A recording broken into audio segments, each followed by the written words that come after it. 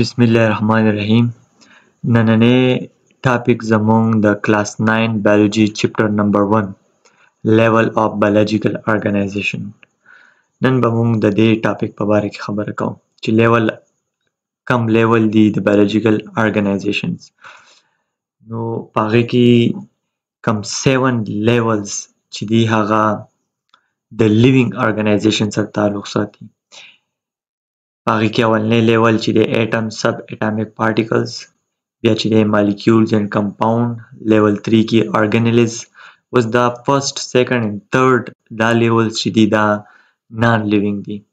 باقی دا لیول 4 نه والا د لیول 7 پورې دا په لیوینګ کې راځي، د دې نه لاندې چې کوم راځي لیول 4 سیل، لیول 5 ټیشو، لیول 6 ارګن، لیول 7 ارګن سیستم. دا سټیپ بای سټیپ لیولز دي، دا به موږ اوس ډسکس کوو خو په ډیټیل باندې.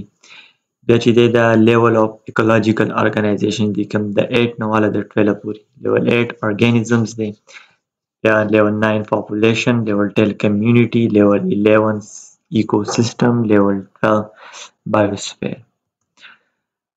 اټم اینڈ سب اټامیک پارټیکلز.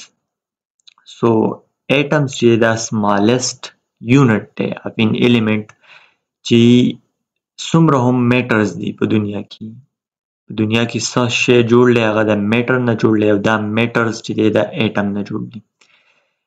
اټم چې دی جوړ دی د پروټان نه، د الکترون نه، د نیوټرون نه. پروټان باندې پازیټیو چارج وي، په نیوټرون باندې چارج نه وي، په الکترون باندې نیګیټیو چارج وي.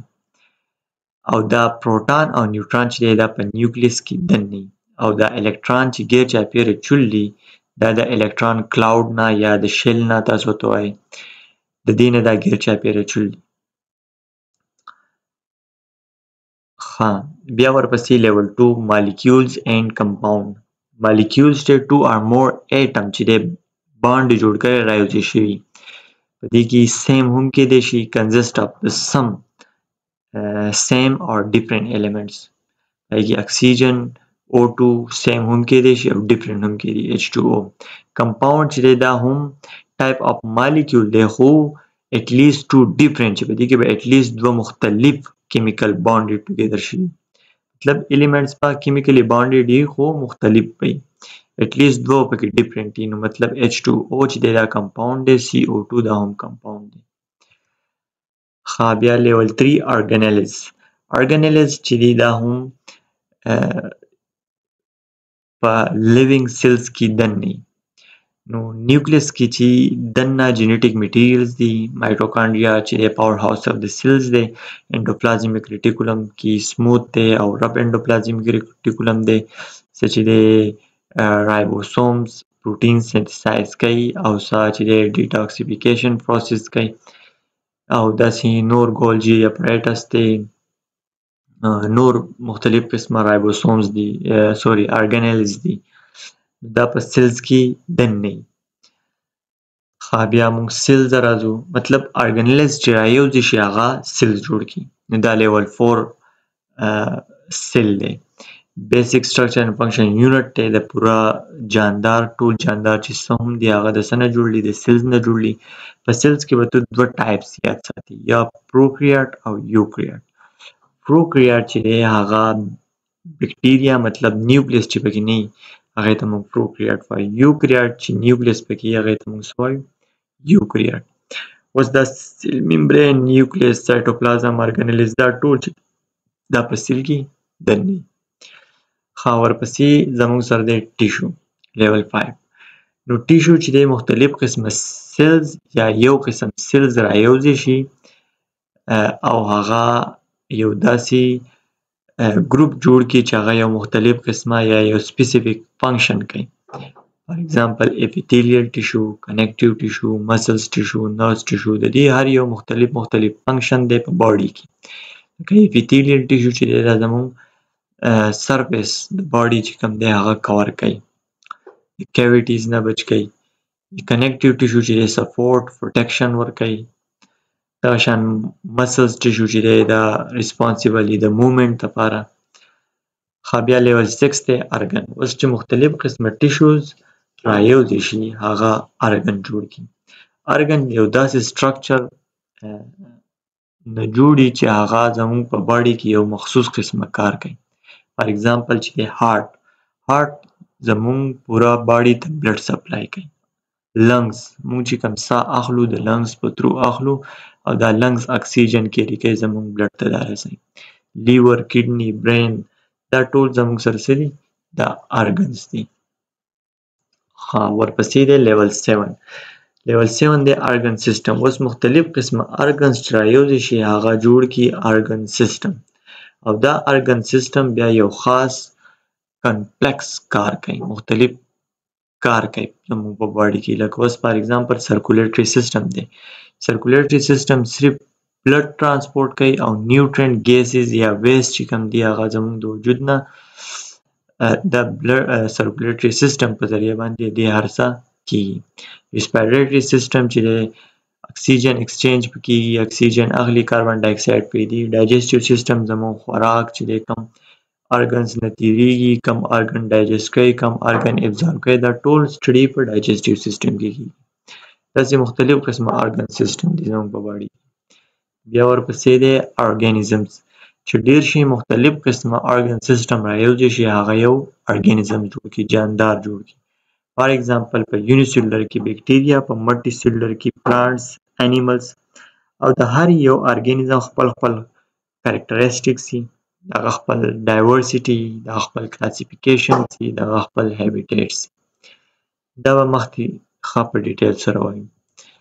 بیا پاپولیشن چې دی یو مختلف قسمه ارګانیزمز یا یو قسم ارګانیزم رايوځي شي په یو خاص ایریا کې او هغه اوسیږي، خپل ژوند تیروي، هغې ته موږ وایو پاپولیشن. پاپولیشن گروث چې دی برث ریټس، ډیث ریټس، امیګریشن یا امیګریشن دا څه دي؟ دا پاپولیشن گروث کې راځي. کیرینګ کیپاسټي څومره علاقه کې څومره خلک راځي، دیموګرافیک ټرانزیشن او پاپولیشن ډینسټي، امپیکټ آن ریسورسز څومره ریسورسز پکار دي، او خاص لکه اوس په ښار کې ډیر زیات ریسورسز پکار دي، د خوراک د هر څه، او په کلي کې دومره نه وي، سهولیت هم نه وي. دا ټول پاپولیشن سټډي کې راځي. کمیونټي، اوس کمیونټي څه ته وایي؟ چې یو ګروپ اف انډیویجوال رايوځي شي چې په هغو کې یو سیم قسمه کریکټریسټیک وي، انټرسټ وي، جیوګرافیکل لوکیشن وي. لکه فار ایگزامپل هیومن یو داسې ځای ته لاړ شي چې هغه ځای کې اوبه وي، په هغه ځای کې د اوسېدو ځای، د خوراک، د فصل د پیدا کېدو ځای پکې، زرخیزه ځای پکې، نو هغه خصوصي خلک چې رايوځي شي په هغه ځای کې اوسېږي، هغې ته موږ وایو کمیونټي. بس په دې کې مختلف قسمه کمیونټس کیدای شي، کلچرل کمیونټي هم کیدای شي، ریلیجیس ګروپ هم کیدای شي، او دا ډیر ښه اثرات پرې باسي په سټرانګ کمیونیکیشنز کې، ویل بینګ ډیولپمنټ هم کوي، پروموټ کوي، فیسیلیټیز کلیکټیو ایکشنز هم دا کوي. بیا ورپسې دی ایکو سیستم. بس ایکو سیستم چې دی کمیونټي د جاندارو چې هغه د یو ته بل سره تعلق ساتي په فزیکل انوایرمنټ کې، ته موږ وایو ایکو سیستم. فار ایگزامپل پلانټ، انیمل، مایکرو ارګانیزم چې دی د بایوټیک او ایبایوټیکس چې نان لیوینګ کمپوننټ هم پکې هغه رايوځي، یو ځای کې اوسېږي، هغې ته موږ وایو ایکو سیستم. هلته به صحیح انرژي فلو کېږي، مطلب انرژي به فوډ چین به پکې اثر کې چلیږي. فوډ ویب starting from the producer نه واله بیا د کنزیومر پورې، کنزیومر نه بیا د ډیکمپوزر پورې، دا یو فوډ چین به چلیږي، انرژي فلو به چلیږي. بیا نیوټرینټ سایکل به هم وي، فوډ سایکل چې کوم ما ووایي دا به چلیږي. ایکو سیستم ټایپس چې لینډ بیس هم دی، فارسټ بیس هم دی، ډیزرټ بیس هم دی، ایکویټیک بیس هم دی.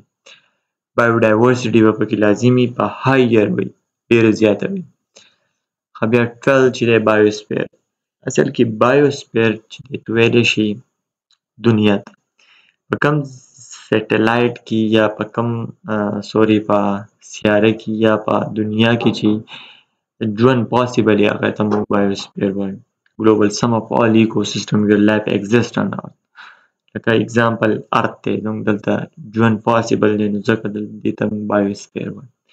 component په دې کې سي plant په کې animal په کې macro په کې د دې په دې ته بل سره interaction atmosphere hydrosphere lithosphere دا په کې ها بیا self regulations دا ټول هر څه په biosphere کې اهمیت لري څه importance هم شته دا به چې دی ښه په ډیټیل سره مخې ته ویلی کېږي صرف د دې کنسپټ پکار دی چې دا وایي څه ده دا په ذهن کې یاد وساتئ thanks subscribe also join my WhatsApp community group link in the description below thanks for watching and subscribe